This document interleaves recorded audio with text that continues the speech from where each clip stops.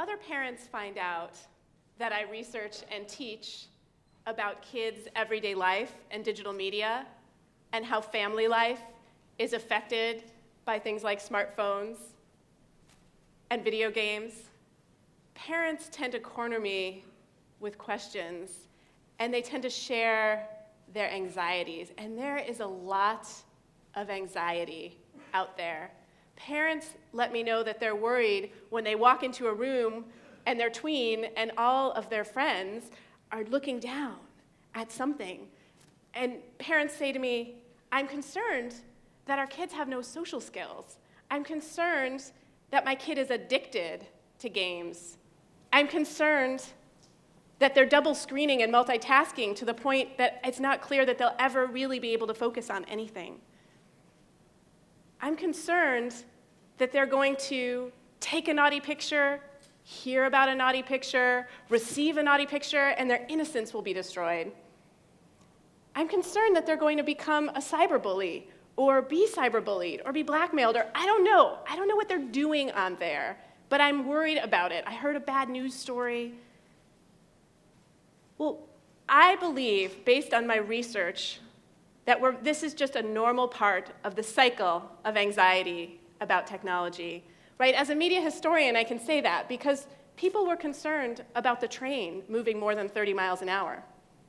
And the telephone was going to destroy family life and domestic harmony and peace. And now, many of us depend on the telephone to support family life. So that cycle of anxiety is normal for any time a technology changes our relationship with time and space and changes our relationships with one another. But that doesn't mean there's nothing to worry about. Just because I'm going to identify this as a cycle of anxiety doesn't mean there's nothing to be concerned about. I just think we're worrying about the wrong things. We're worried too much about the salacious news headlines and not enough about what kind of people our children will become. Will they be thoughtful in their communication? And will they take advantage of the power, the incredible power of digital sharing for positive outcomes? Many parents ask me, should I spy on my kids? Should I put a little chip in their phone or maybe a little chip in their brain to know everything that they're texting, everything that they're sharing, everything that they're posting?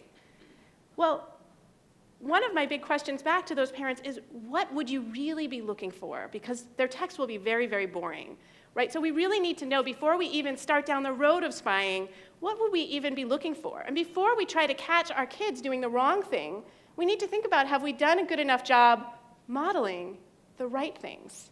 Have we thought enough about what we want them to do, as opposed to this idea that we're going to catch them doing the wrong thing? We need to get really curious, because if we want to raise kids who are thoughtful and use the power of digital communication for positive things, we need to get really curious about what it is actually like to be a 10-year-old with a smartphone. What's it like to watch a slumber party that you weren't invited to unfold on social media in real time while you are at home on a Saturday night and you're in 5th grade? What's that really like? We need to get curious about kids' lived experience with technology, the amazing pieces, the possibilities for authorship, the kids designing their inventions and sharing them and launching successful Kickstarters, and the challenging pieces, the social pieces that are not so easy, the ways that digital footprint can constrain young people at a time when they should be able to experiment with their identities.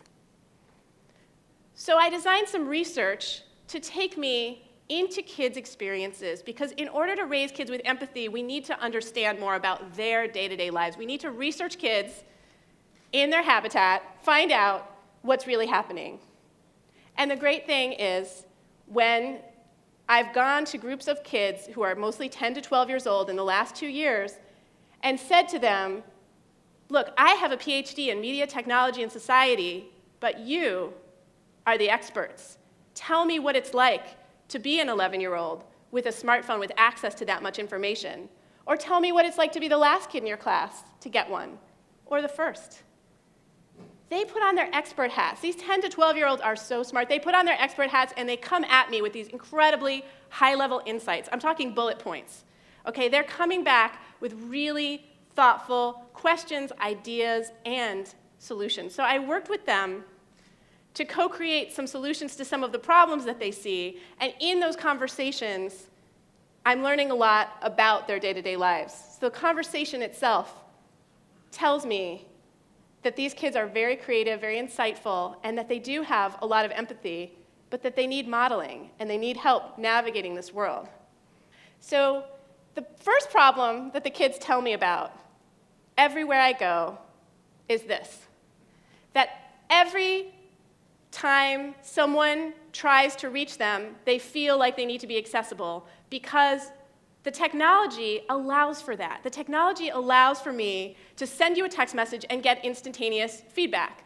And so the fact that we're actually all human and that we can't always be available for an instant response is really challenging to navigate. And if you're a new user of this technology and you go to text one of your friends and they don't text back right away, it's easy to go to that negative place of, this person doesn't want to be my friend anymore. And so we text again and again and again. And some of us may know adults who have this problem, right?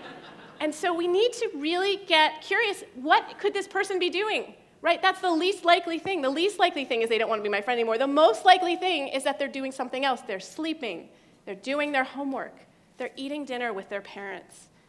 So just by having that conversation and getting some of the kids in the group to acknowledge that not only have they received this, and yes, it is annoying, and they come back to their phone and they feel badgered and pestered, but they've actually done this. Most of them will acknowledge that they've actually also been the sender here. Just by having that conversation, we're raising the level of empathy in that community.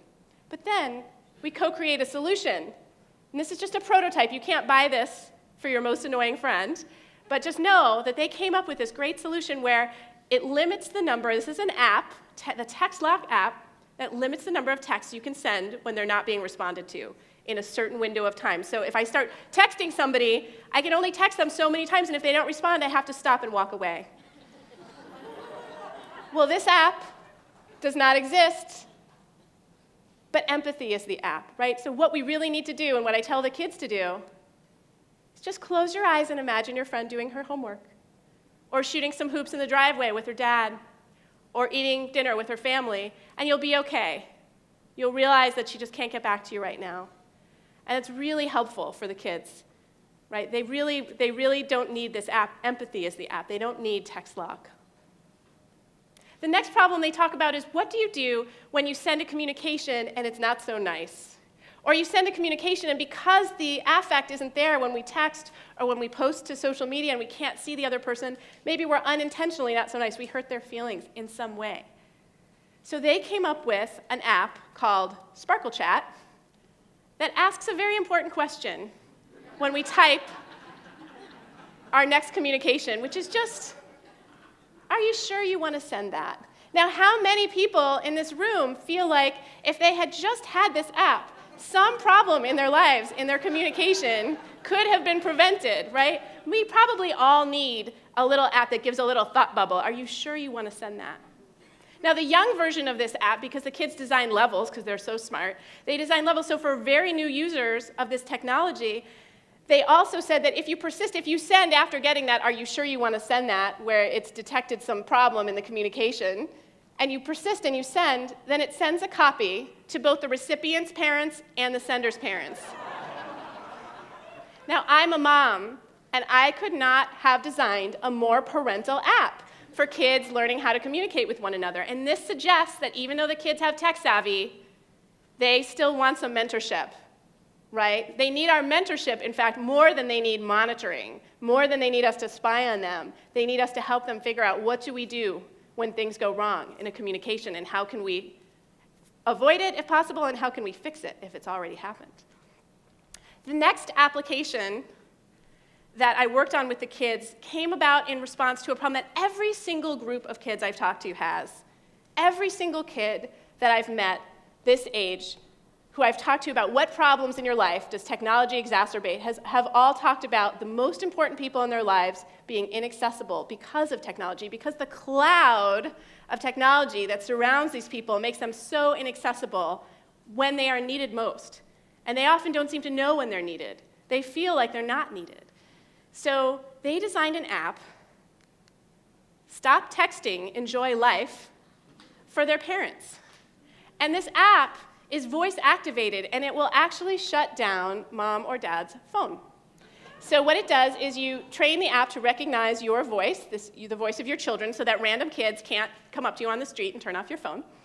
And if you're in the car and you're potentially picking up your kid and and texting and they're talking to you and they start speaking, it can either turn it off right away, or because the kids have so much empathy, if you're doing something really important, it might give you a little extra time, right? So you can set it on a 3-minute setting, or if you're fond of 5 more minutes in your children, you can get a 5 more minutes. But they're turning the timer back on us. We have timed their use of technology, and they're letting us know that they want to turn the timer back on their parents, because parents are, because of mobility, accessible to their employers, their mother-in-law, anyone, all the time. And so we need to find a way around that. And again, this app doesn't exist. But when your children are trying to speak to you, you can close your eyes and picture this little bird and think, okay, Stell, stop texting, enjoy life. Okay, I'm here now. So empathy is the app, right? We shouldn't need this app, but it's a great conversation. It was a great conversation that got us here. And the fact that the kids feel urgent enough that they designed an app that would actually shut down the parents' devices tells us a lot about their day-to-day experience with technology.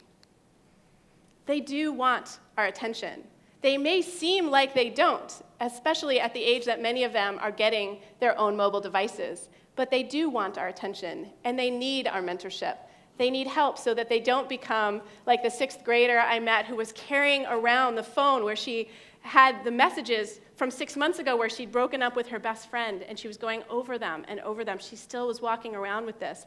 That's a kid that needs mentorship. Or like the 11-year-old who, when we were designing that first app, the Text Lock app, he said, is it okay if sometimes I just don't feel like texting?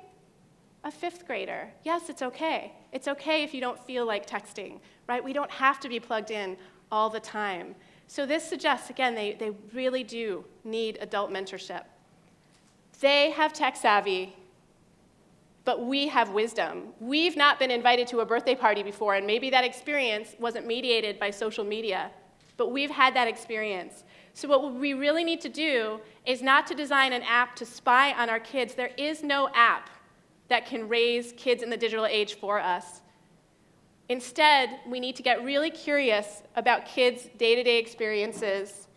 We need to ask them what they're thinking, and then we need to co-create solutions with them that take advantage of their creativity and our wisdom.